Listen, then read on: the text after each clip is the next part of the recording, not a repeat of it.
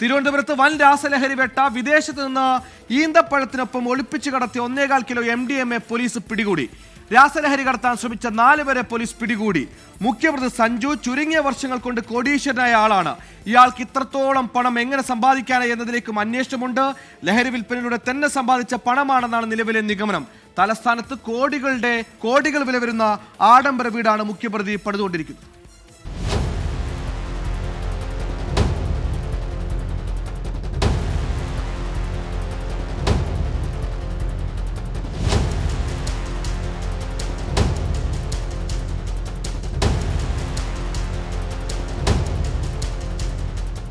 ഇന്ന് പുലർച്ചെ 1:30 മണിയോടെയാണ് കല്ലമ്പലത്ത് നിന്ന് rural dance of team MDMA പിടികൂടിയത്.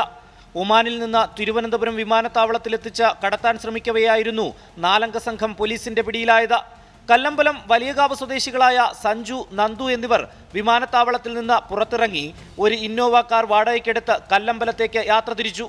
ഇവരെ കൂട്ടാനായി എത്തിയ ഉണ്ണിക്കുട്ടനും പ്രവീണും യാത്ര ചെയ്തു.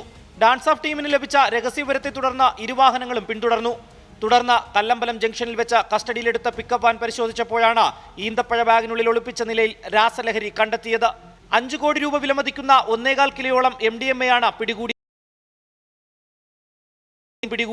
ഈ പിടിച്ചെടുത്ത MDMAക്ക് പുറമെ പ്രതികൾ സഞ്ചരിച്ചിരുന്ന ഒരു ഇന്നോവ കാറും MDMA കടത്തിക്കൊണ്ടുവരാൻ ഉപയോഗിച്ച ഒരു പിക്കപ്പ് വാനും നമ്മൾ കസ്റ്റഡിയിലെടുക്കുകയുണ്ടായി.